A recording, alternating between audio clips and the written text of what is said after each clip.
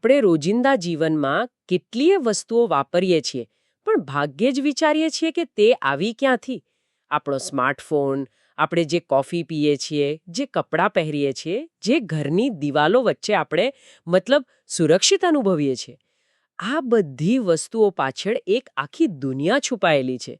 આજે આપણે એ જ છુપાયેલી દુનિયાની સફર કરવાના છીએ. આપણી પાસે જે સ્ત્રોત છે તે એક ખૂબ જ સરળ પણ અશક્તિશાળી વિચાર રજૂ કરે છે. જીવનનું જાડું. તે આપણને શીખવે છે કે આપણી આસપાસની દરેક વસ્તુ, ભલે તે કુદરતી હોય કે માનવસર્જિત, એકબીજા સાથે કેવી રીતે ગૂંથાયેલી છે. બિલકુલ. અને આ સ્ત્રોતની સૌથી રસપ્રદ વાત એ છે કે એ કોઈ ભારેખમ સિદ્ધાંતો નથી આપતું. એ એક પ્રવૃત્તિથી શરૂઆત કરે છે. એક એવી કવાયત જે કોઈ પણ કરી શકે છે. તે આપણને માત્ર માહિતીનો ભંડાર નથી આપતો, પરંતુ દુનિયાને જોવાની એક નવી દૃષ્ટિ આપે છે. તે આપણને શીખવે છે કે આપણી પોતાની આસપાસના જોડાણોને આપણે જાતે કેવી રીતે શોધી શકીએ. ચાલો, આ પદ્ધતિમાં ઊંડા ઉતરીએ અને જોઈએ કે આ જાળું કેટલું વિશાળ અને અદ્ભુત છે. તો આ સમજવાની શરૂઆત ક્યાંથી થાય છે?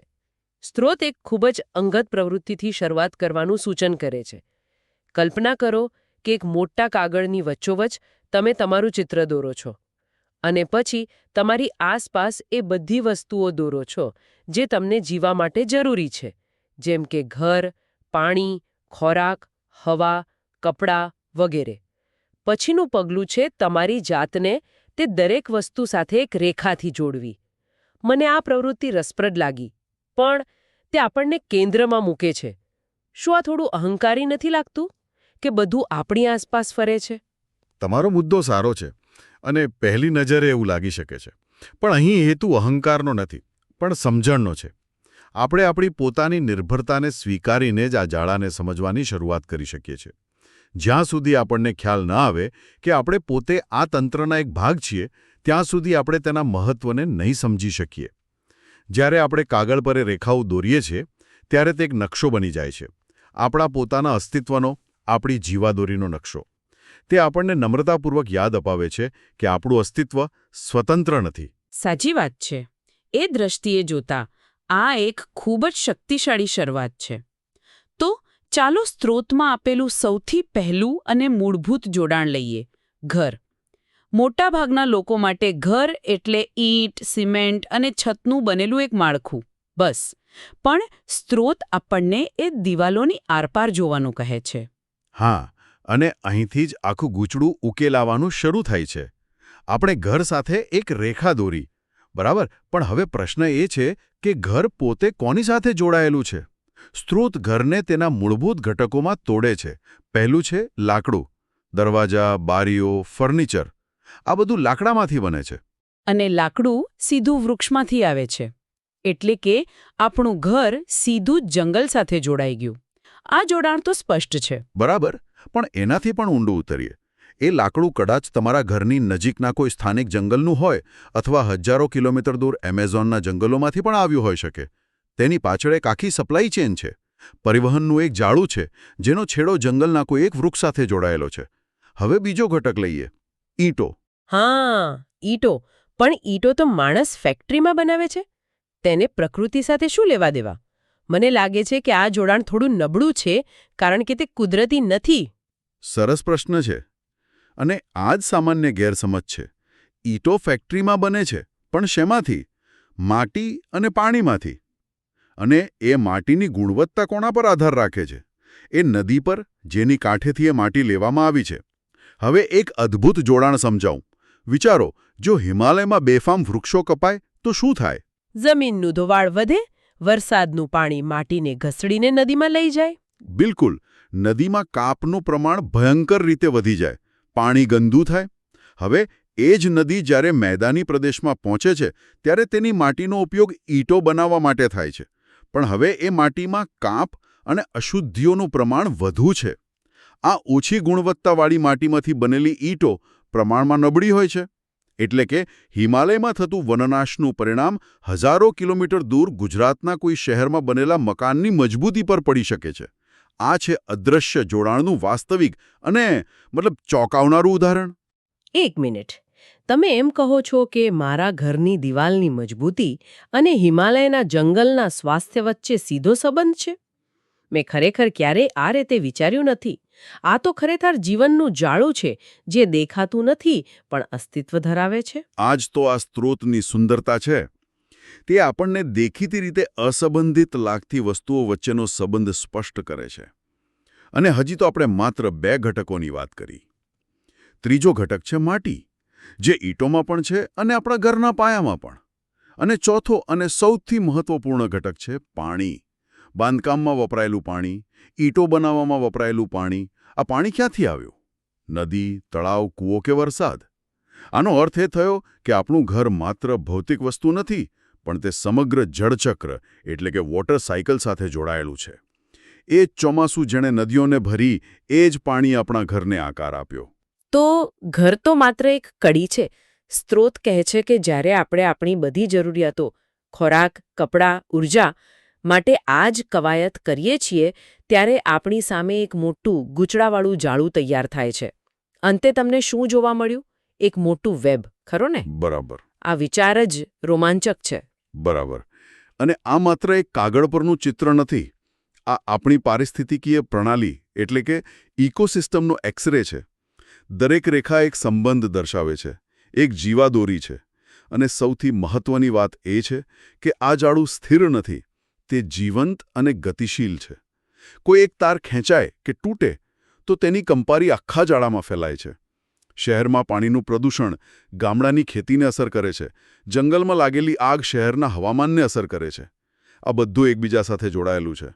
આ બધું સાંભળવામાં તો ખૂબ તાર્કિક અને મહત્વનું લાગે છે, પણ શું આજના આધુનિક વ્યસ્ત જીવનમાં આ બધું વિચારવું વ્યવહારુ છે? કોની પાસે એટલો સમય છે કે તે વિચારે કે તેનો પલંગ કયા જંગલના લાકડામાંથી બન્યો છે અથવા તેના શર્ટનો કપાસ ઉગાડવા કેટલું પાણી વપરાયું છે? તમારી વાત એકદમ વ્યવહારુ છે. રોજિંદા જીવનની ભાગદોડમાં દરેક વસ્તુનો આવો ઊંડાણપૂર્વક અભ્યાસ કરવો શક્ય નથી. પણ આ સ્ત્રોતનો હેતુ દરેક વસ્તુનો ફોરેન્સિક ઓડિટ કરવાનો નથી. તેનો હેતુ એક દૃષ્ટિકોણ કેળવવાનો છે, એક સમજ વિકસાવવાનો છે કે આપણી પસંદગીઓ ભલે તે ગમે તેટલી નાની લાગે, પણ તેની અસર ક્યાંક દૂર સુધી થાય છે. જ્યારે આપણે નળ ખુલ્લો રાખીને પાણીનો બગાડ કરીએ છીએ, ત્યારે આપણે માત્ર પાણી નથી વેડફતા. આપણે એ આખી નદી, એ આખું જળચક્ર જેના પર આપણું ઘર અને આપણું અસ્તિત્વ ટકેલું છે, તેને પ્રભાવિત કરી રહ્યા છીએ. આ સમજ કેળવાય એ જ આ પ્રવૃત્તિનો મુખ્ય ઉદ્દેશ્ય છે. એટલે કે આ એક પ્રકારની જાગૃતિ કેળવવાની કવાયત છે. આ સમજને વધુ મજબૂત કરવા માટે સ્ત્રોતમાં 2 ચોક્કસ પ્રશ્નો પૂછવામાં આવ્યા છે, જે ખાટલાના ઉદાહરણ પર આધારિત છે. ઘર જેવી મોટી અને જટિલ વસ્તુ પછી ખાટલા જેવી સાવ સામાન્ય રોજિંદી વસ્તુ કેમ? કારણ કે તે આપણને બતાવે છે કે આ સિદ્ધાંત સાર્વત્રિક છે. તે મહેલો પર પણ લાગુ પડે છે અને ખાટલા પર પણ. સ્ત્રોતનો પહેલો પ્રશ્ન છે, ખાટલો બનાવવા કઈ કઈ સામગ્રીની જરૂર પડશે? આ એ જ ઘરવાળી વિશ્લેષણ પદ્ધતિ છે. ખાટલો એટલે શું? મુખ્યત્વે લાકડાની ફ્રેમ અને તેને ભરવા માટે દોરી. બરાબર. લાકડું એટલે ફરીથી જંગલ અથવા વાડીના વૃક્ષો, અને દોરી સામાન્ય રીતે સૂતરની હોય છે. સૂતર એટલે કપાસનો છોડ, એટલે કે ખેતી. જુઓ, એક સાદો ખાટલો આપણને સીધો જંગલ અને ખેતર સાથે જોડી દે છે. આપણી ઊંઘ પણ આ કુદરતી તત્વો પર નિર્ભર છે.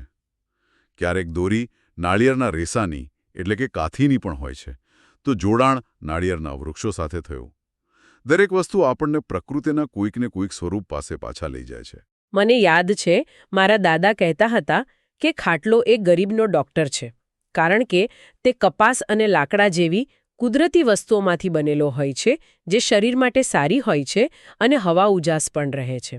આજે સમજાયું કે તે માત્ર સ્વાસ્થ્યની દ્રષ્ટિએ જ નહીં, પણ પર્યાવરણની દ્રષ્ટિએ પણ કેટલા ઊંડાણપૂર્વક પ્રકૃતિ સાથે જોડાયેલા હતા. ખૂબ સરસ વાત કહી. આજ તો પરંપરાગત જ્ઞાન છે જે આ આધુનિક ખ્યાલને સમર્થન આપે છે. હવે સ્ત્રોતનો બીજો અને મારા મતે વધુ રસપ્રદ પ્રશ્ન જુઓ. ખાટલાને બદલે બીજી કઈ કઈ વસ્તુ વાપરી શકાય? આ પ્રશ્ન ચર્ચાને એક નવા જ સ્તરે લઈ જાય છે. કેવી રીતે? આ તો વિકલ્પોની વાત થઈ, જેમ કે પલંગ, સોફા કે જમીન પર સાદડી. બરાબર. પણ આ માત્ર વિકલ્પોની યાદી નથી.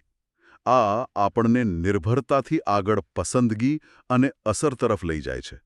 જેવો આપણે ખાટલાને બદલે સ્ટીલનો પલંગ પસંદ કરીએ, આપણું જોડાણ જંગલ અને ખેતરથી ખસીને સીધું લોખંડની ખાણો, કોલસાની ભઠ્ઠીઓ અને ફેક્ટરીઓ તરફ જતું રહેશે.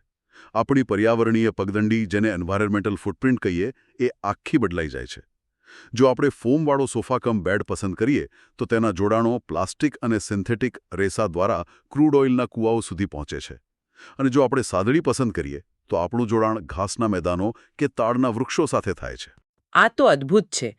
એટલે કે આપણી એક નાની પસંદગી કે રાત્રે શેના પર સૂવું છે એ નક્કી કરે છે કે આપણે પૃથ્વીના કયા સંસાધનો સાથે આપણો સંબંધ બાંધી રહ્યા છીએ. આ પ્રશ્ન આપણને આપણી પસંદગીઓના પરિણામો વિશે વિચારવા મજબૂર કરે છે. બિલકુલ. તે આપણને સંસાધનોના વૈકલ્પિક ઉપયોગ અને આપણી જીવનશૈલીની પર્યાવરણીય અસરો વિશે જાગૃત કરે છે. આ જાગૃતિ કેળવવી એ આ સમગ્ર પ્રવૃત્તિનો અંતિમ હેતુ છે. આપણે જે પણ પસંદ કરીએ, આપણે જાળાનો ભાગ તો રહીશું જ, પણ કયો તાર પકડવો તે આપણી પસંદગી છે. તો આ સમગ્ર ચર્ચાનો સાર એ છે કે આપણે સૌ એક અદૃશ્ય પણ અત્યંત મજબૂત જાળાથી એકબીજા સાથે અને આપણી આસપાસના પર્યાવરણ સાથે જોડાયેલા છીએ. એક સાધારણ ઘરની ઈંટ આપણને હિમાલયના જંગલો સાથે જોડી શકે છે અને એક સાદો ખાટલો આપણને ખેતરો અને જંગલો સાથે. આ જાળું જ આપણા અસ્તિત્વનો આધાર છે અને આપણી પસંદગીઓ આ જાળાના તાણાવાણાને આકાર આપે છે. હા. અને આ ચર્ચાના અંતે એક વિચાર સાથે શ્રોતાઓને છોડી શકાય. અત્યાર સુધી આપણે એ જોયું કે આપણે પ્રકૃતિ પાસેથી શું લઈએ છીએ. આપણી નિર્ભરતાનું જાળું આપણે સમજ્યા. પણ કોઈ પણ સંબંધ એકતરફી તો ન હોઈ શકે, ખરું ને? આ જાળાને સંપૂર્ણ રીતે સમજવા માટે અને તેને ટકાવી રાખવા માટે શું આપણે એ પણ વિચારવું ન જોઈએ કે આપણે આ જોડાણના બદલામાં પર્યાવરણને પાછું શું આપીએ છીએ? એટલે કે આપણી ક્રિયાઓની એ જ વૃક્ષો, નદીઓ અને જમીન પર શું અસર થાય છે જે આપણા અસ્તિત્વનો આધાર છે. બરાબર. આ જાળામાં આપણી ભૂમિકા માત્ર લેવાની છે, એટલે કે આપણે માત્ર ઉપભોગતા છીએ, કે પછી આ જાળાને સાચવવાની, તેને મજબૂત બનાવવાની જવાબદારી પણ આપણી છે? શું આપણે આ જાળાના માત્ર એક અંશ છીએ કે તેના રક્ષક પણ?